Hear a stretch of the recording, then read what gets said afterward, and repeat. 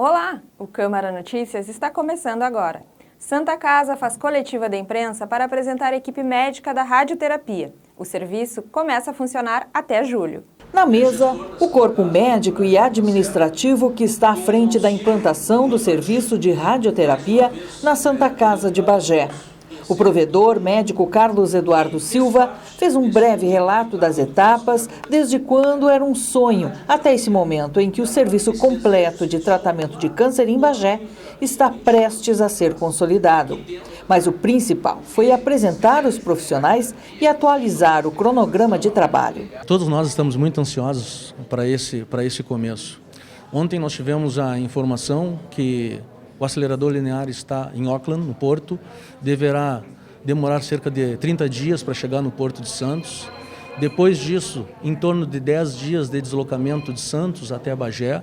E aí nós temos, além da parte burocrática, que já está sendo feita, mas precisa ser completada, vários outros testes, já com o maquinário, precisam ser feitos para que o tratamento seja realizado com muita segurança para o paciente. Então, o senhor imagina? A ideia é que seja no início do segundo semestre, provavelmente em julho, no máximo no mês de agosto.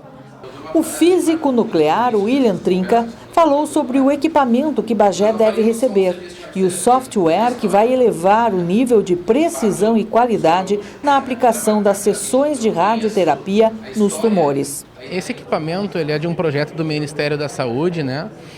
Que então forneceu equipamentos de radioterapia de um nível, eu diria, intermediário, que são bons equipamentos, né, para tratamento de radioterapia padrão.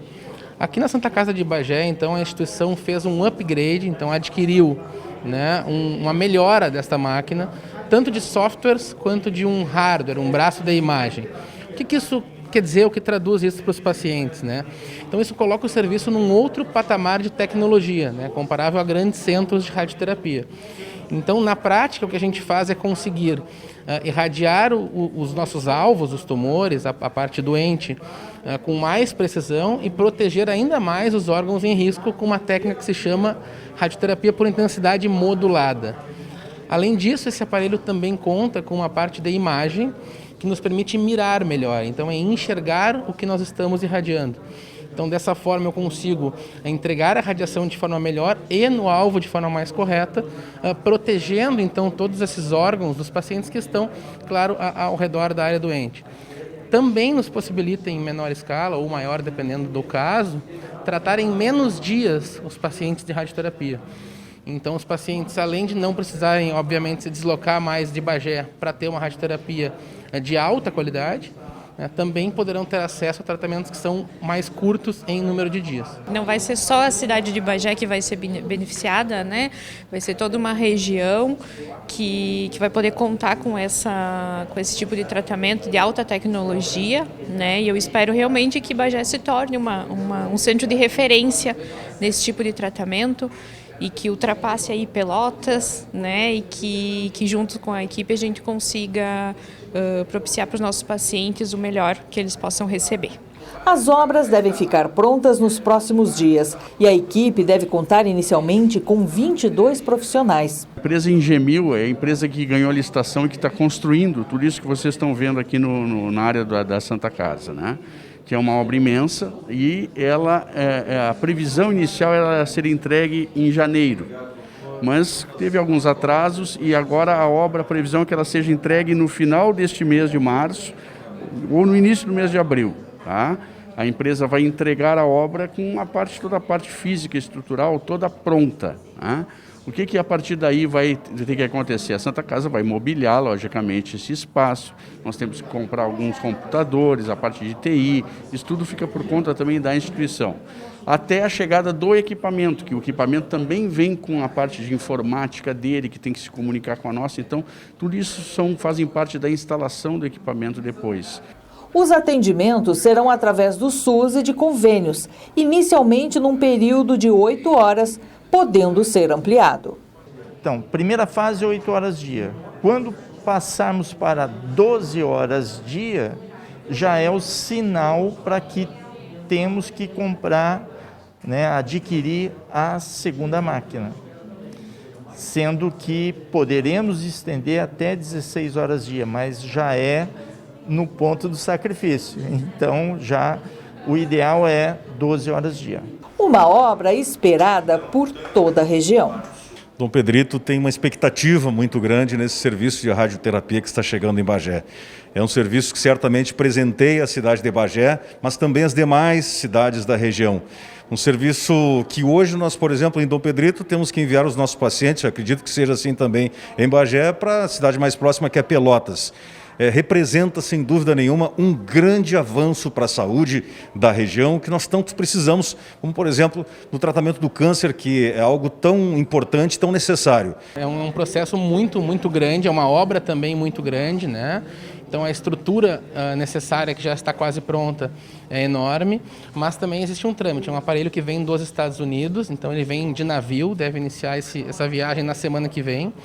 Então a gente considera um prazo total para início dos tratamentos dos pacientes de até 5 meses, né? Tem aí 1 mês de transporte, a gente tem toda uma parte de instalação que dura até 1 mês, parte de medições, aferições, então são níveis de radiação muito altos, então requerem uma atenção muito grande, treinamento das equipes, então é um processo um pouquinho longo, mas necessário para garantir a segurança dos tratamentos. A gente já está trabalhando, né? Já estamos trabalhando nesses processos, burocráticos também, de liberação junto à Vigilância Sanitária e à Comissão Nacional de Energia Nuclear, para no prazo mais curto possível colocar à disposição da população. Já como foi a sessão extraordinária que aconteceu na quarta-feira, dia 16 de março. A mesa diretora da Câmara de Vereadores convocou os edis para 6 sessões extraordinárias. 39 projetos tramitaram na Casa de Leis nesta quarta-feira, dia 16 de março. Os projetos foram levados à apreciação das respectivas comissões permanentes, aprovação de pareceres e votação em primeira e segunda discussões. A maioria tratou sobre a abertura de crédito especial para o Executivo, chegando a um total de cerca de 10 milhões de reais que foram aprovados. Destaque para a aprovação dos seguintes projetos. O 047 de 2021, do vereador Rodrigo Fialho, que autoriza o Departamento de Água e Esgotos de Bagé, o DAEB, a receber na fatura de água e esgoto doações destinadas à APAI e ao Caminho da Luz. Também projeto em tramitação desde o ano passado a liberação para o Executivo erigir busto em praça pública em homenagem a Umbelina Tavares Azambuja, primeira-dama de Bagé em 2 gestões e falecida em 17 de abril do ano passado. Aprovado ainda alterações no colegiado da Jari para agilizar os processos de análise de recursos e infrações e casos relacionados ao Código de Trânsito. Projeto de Lei 02 deste ano, que permite à Prefeitura contratar em regime temporário cuidadores para alunos especiais na rede municipal de ensino. Aprovada a lei que institui a 3ª Escola Cívico-Militar em Bagé, que será junto à Escola Antenor Gonçalves Pereira, o GETECO, do 6º ao 9º ano. E ainda tiveram aprovação projetos que ajustam os valores das diárias de servidores e do primeiro escalão da Prefeitura e da Câmara de Vereadores. Vereadores cumprem agenda em Brasília e Porto Alegre. O presidente do Legislativo bagiense, Augusto Lara, junto com as vereadoras Faustina Campos e Elia Rejane, cumprem agenda em Brasília. Durante a agenda, foram realizadas visitas ao Ministério da Cultura e ao Secretário Nacional de Desenvolvimento Cultural, Endrigo Vargas, onde foram protocolados projetos que podem ajudar a alavancar a cultura na Rainha da Fronteira.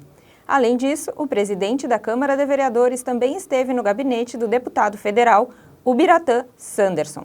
Já o vereador Flávio da Júlia esteve recentemente na capital do estado. Ele participou de reuniões na Assembleia Legislativa. Festa do Churrasco chega na sua 17ª edição, com novidades. Este ano o evento terá a escolha de soberanas. Depois de 2 anos, a Festa do Churrasco tem previsão para acontecer em maio. Este ano, o evento traz uma novidade. Assim como outras festas, por aqui também serão escolhidas soberanas. As inscrições ficam abertas de 17 a 24 de março. A escolha vai acontecer no dia 25 de março, à tarde, no auditório do Palacete Pedro Osório. Nós vamos levá-las, então, conhecer alguns pontos da cidade, em especial o Parque do Gaúcho. Depois de lá, elas irão para o Palacete Pedro Osório, aonde teremos uma entrevista e um desfile. né? E aí elas vão poder estar, então, contando um pouco mais, né? Enfim, falando, tendo a sua desenvoltura, as suas palavras, o que elas pensam sobre isso. E aí é uma coisa mais pessoal com cada uma, né? E os jurados, então, vão estar observando alguns quesitos, mas o mais importante deles, eu tenho certeza, que é essa fala, essa capacidade de elas se comunicarem. É essa a ideia desse evento, desse concurso. As soberanas vão ter o compromisso de divulgar a festa por cidades da região e no Uruguai. Bagé precisa disso. Eu acho que já faz algum tempo também que não acontece esse tipo de evento. E eu acho que valorizando o nosso produto, que nós temos tudo, a nossa identidade como tradição gaúcha, nossa cultura, nós fomentamos o turismo através dessas meninas, dessas pessoas jovens que precisam saber também, precisam saber conhecer o que é delas, o que é nosso, né?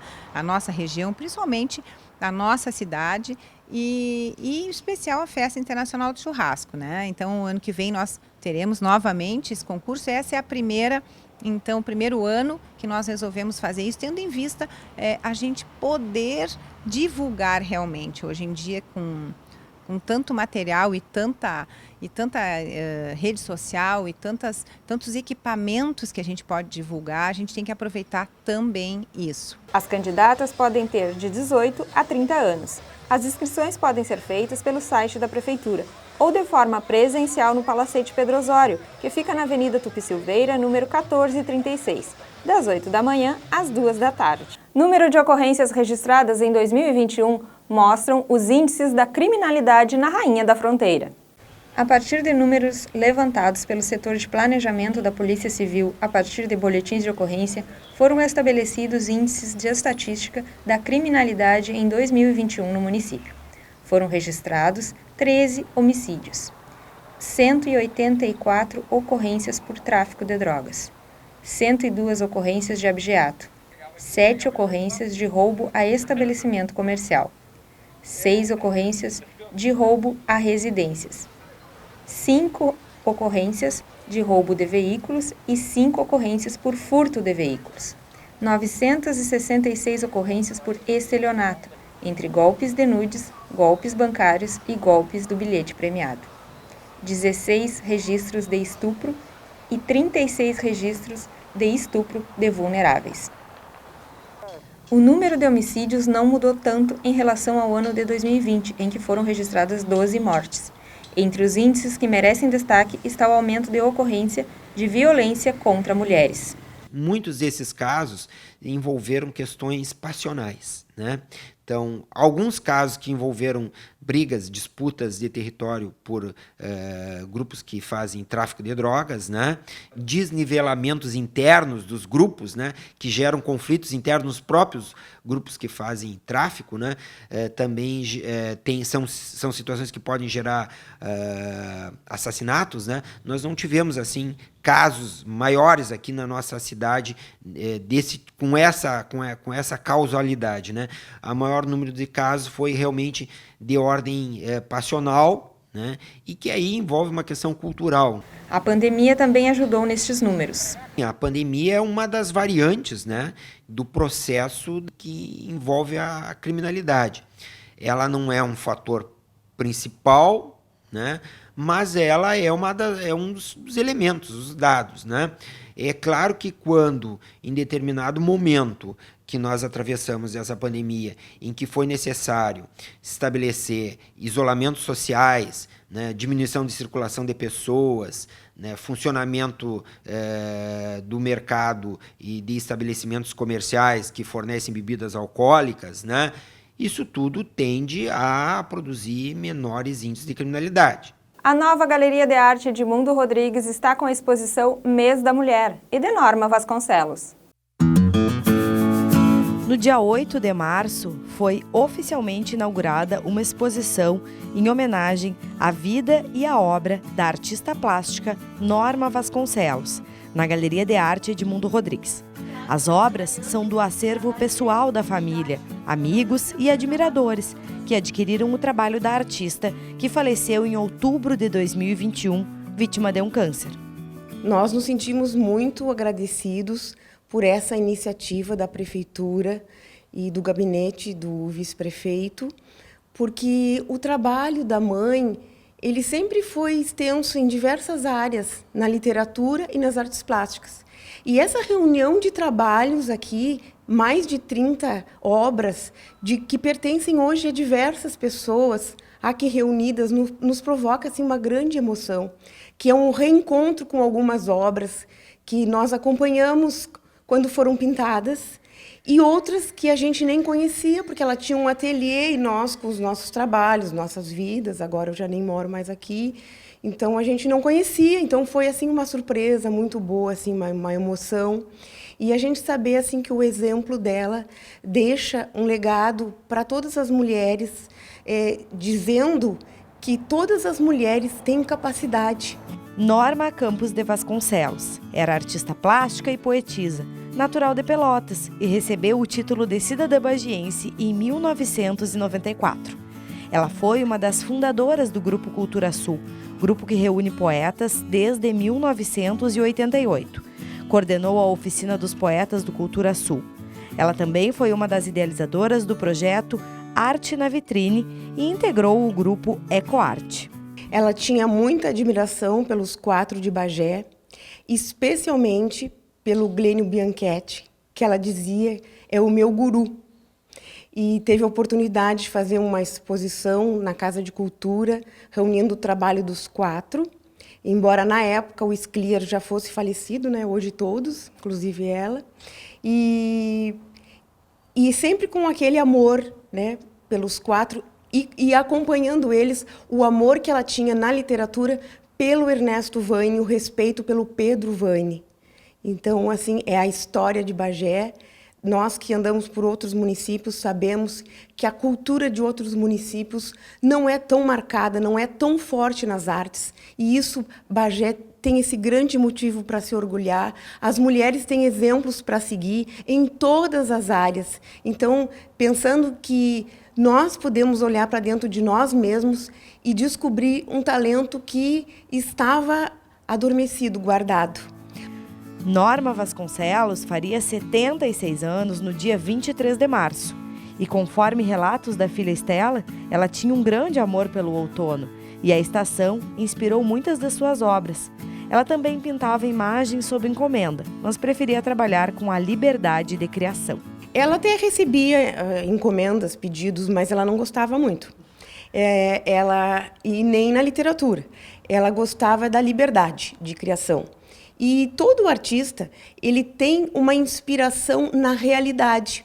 Então, enxergar essa transformação do que ela enxergava pela janela, do que ela enxergava em cima da mesa, nas naturezas mortas, nas pessoas, a visão dela dos fatos, isso é que se vê nas obras. E a preocupação dela, assim, é claro, muito artista, quando começa, tem aquela preocupação de fazer aquela imagem figurativa, bem próxima da fotografia. E ela, depois, guiada também pelo Van Gogh, que ela amava o Van Gogh, e ela começou a desmanchar as figuras. Então, se pode observar que mesmo na exposição, que tem, por exemplo, flores bem definidas e tem flores que já estão caminhando para o abstrato.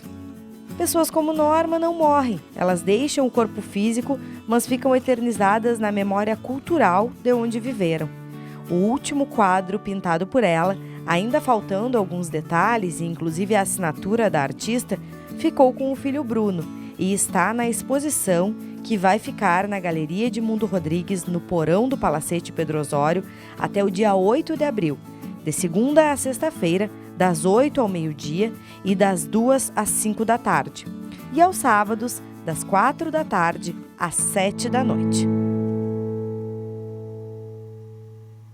Confira a previsão do tempo.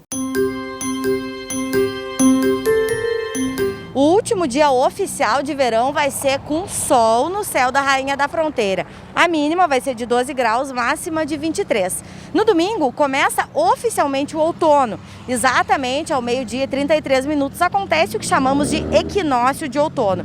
A partir daí, a tendência é que as temperaturas sejam mais amenas nessa estação. No domingo vai ter sol no céu da Rainha da Fronteira também, com a mínima de 9 e máxima de 23 graus. Segunda-feira também ensolarada, mínima de 12 e máxima de 26 graus. Na terça-feira existe a chance de 60% de chuva, com a mínima de 16 e máxima de 24 graus. O Câmara Notícias fica por aqui. Voltamos com um programa inédito na próxima semana. Siga acompanhando a nossa programação e também as redes sociais da TV Câmara Bagé. Até mais!